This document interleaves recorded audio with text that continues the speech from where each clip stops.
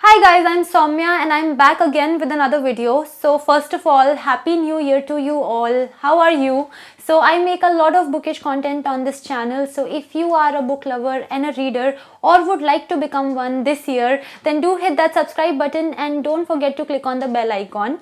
So in today's video, I am going to talk about my top favorite reads of 2021. So let me know in the comments which were your favorite books of 2021. I look forward to your comments and let's begin the video.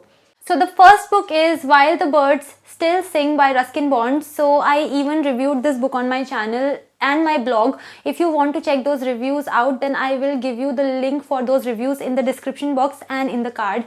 So well, this is a non-fiction book, and in this book Ruskin Bond has shared his insights on nature. He has talked about trees, birds, insects, mountains, etc. And mostly this book is a wake-up call for the reader to connect with nature. And while reading this book, I had a wonderful experience because as it is, I have this immense urge to move to the mountains.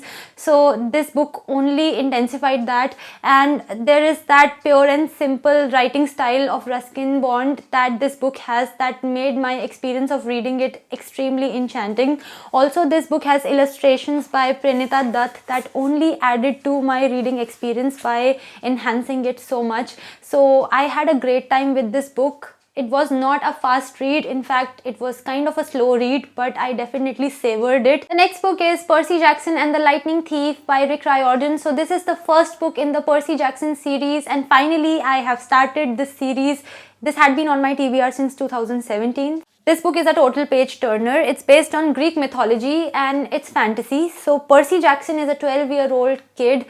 He is dyslexic and he has ADHD, and all through his life accidents keep following him, and there is a reason for that because Percy Jackson is the son of a Greek god and he is a demigod himself and he has a great destiny. So that's what this series is about, and this first book talks about how he is sent to Camp Half-Blood and how from there on there is this huge adventure that awaits him. I had a great time with this book. I could have totally read this one in a single sitting had my schedule allowed it, because definitely this is a fast-paced book and this is a book that I enjoyed reading so much. The next book is Bombay Balchao by Jane Borges. So this story is taking place in Cavill, which is a Catholic neighborhood in South Bombay. So this story has 12 chapters which are kind of like individual episodes in themselves, but they are also connected to each other because there are recurring characters, and obviously chapters that come later on in the book refer to the events from the previous chapters as well. So in that sense, this book reads like a short story book, but it also reads like a novel, and all the different chapters are taking place in different timelines, 1940s, 1950s, 1990s and so on, but all together they're still connected. This book has the theme of love, it has the theme of heartbreak, although these are not the only things that this book focuses on, but yes, there is a heavy focus on these themes. So my experience with Bombay Balchao was lovely. If you want to read a well-written, engrossing read, then Bombay Balchao should be your pick because it won't disappoint you. The next book is Heaven by Miko Kawakami. So this is a Japanese story, and the protagonist of the story is a 14-year-old boy whose name has not been given. So this unnamed protagonist is bullied relentlessly by his classmates because he has a lazy eye. So he becomes friends with another girl in his class. Her name is Kojima. Even she is bullied for her appearance, and this collective shared experience becomes the basis of their friendship. So this is a story about their experiences and what all they go through and what all they face and the conversations that take place between the protagonist and Kojima. So a lot of times when Kojima shared her ideas and thoughts, to me they seem to be a bit abstract and a little bit scattered, but aside from that, this story really got to me. I definitely shed a few tears every now and then because this story is quite intense in terms of the experiences of these two 14-year-old kids. The next one is The Little Prince. So The Little Prince is one of those stories that are so emotional and so beautiful that they're practically unforgettable. So this story has been narrated by a pilot who has crash landed in a desert, and he meets a little golden haired boy in this desert, and this pilot starts calling him Little Prince. So over the course of the next few days, he interacts with Little Prince and gets to know about his story. So Little Prince is not from Earth. In fact, we get to know about his story, how he traveled to different planets and how he finally came to Earth. And this is a children's story, and as expected, it's extremely profound and simple. So it talks about the importance of forming a bond, the value of love, and it talks about what truly is important and how adults often forget that they were children too. Honestly, when I had started this story, I had not anticipated the impact that it ultimately ended up having. So this story was beautiful and I loved every bit of it.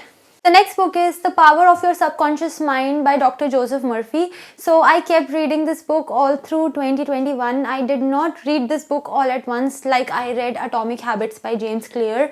So this is a widely popular book and I read it so late in my life. But I'll tell you what, 2021 was the year when I really needed to read this book the most. So trust the timing of your life, guys. It's perfect. Anyway, this book had such a good impact on me because, as the title suggests, this book talks about harnessing the power that your subconscious mind has to get things that you want in your life. So reading this book was a very empowering and a very positive experience, and that's why I really liked it. The next book is The Secret History by Donna Tartt. So I have talked about this book quite a lot in 2021 and I had to include this book in today's video because this is literally one of my favorite reads of 2021. The genre of this book is murder mystery thriller, but it's not a typical quintessential murder mystery thriller because the pace of this story is rather slow, but that only enhances your experience of exploring this story. So the story opens with a murder, and as it progresses, we get to know how that murder actually took place. So this story has been narrated by Richard Papin, who joins the Hampden College, and there he comes across a group of 5 students who are kind of arrogant and they keep to themselves and they study ancient Greek. But Richard also ends up becoming a part of their group. So this book has a lot of dark secrets. It has a lot of twists and turns that you don't see coming, and the entire vibe of the book is quite dark, gloomy and melancholic, which is why I loved it so much. The next 3 books are Life, the Universe and Everything, So Long and Thanks for All the Fish, and Mostly Harmless, which are the 3rd, 4th and 5th books in the Hitchhiker's Guide to the Galaxy series by Douglas Adams. The reason for including these books in today's video is because it feels like end of an era for me, because I have sort of finished the Hitchhiker's Guide to the Galaxy series by Douglas Adams. I mean, there are 6 books in total, but the 6th book has been written by Ian Colfer. So I have finished the 5 books written by Douglas Adams, who is the original author of this series. So in a way, I have finished it. I will definitely read the 6th installment as well, but like, I had a great time with the Hitchhiker's Guide to the Galaxy series. This series made me realize that I can love a science fiction story as well. This was a hilarious series. It's about Arthur Dent's misadventures around the universe after Earth is blown up by the Vogons. And if you haven't checked it out, I highly recommend that you do, because you won't be disappointed. You will end up laughing so much. So guys, these were my favorite books of 2021. Now don't get me wrong, these were not the only books that I loved in 2021. In fact, there were other books as well that I had a great time with. But whenever I make a video like this, I always keep it to 10 books, which is why I had to limit myself to just talking about 10 books in today's video. But I had a great time with these books. I had a great time being a reader in 2021 because it was a challenging year and my books definitely kept me company, and I am ever grateful for that. So I'm looking forward to a wonderful 2022 for myself, for you, for all of us. So that was it for today's video. Thank you for watching. If you want to connect with me on my social media, the links are in the description. I will see you in my next video. Till then, bye bye, take care and stay safe.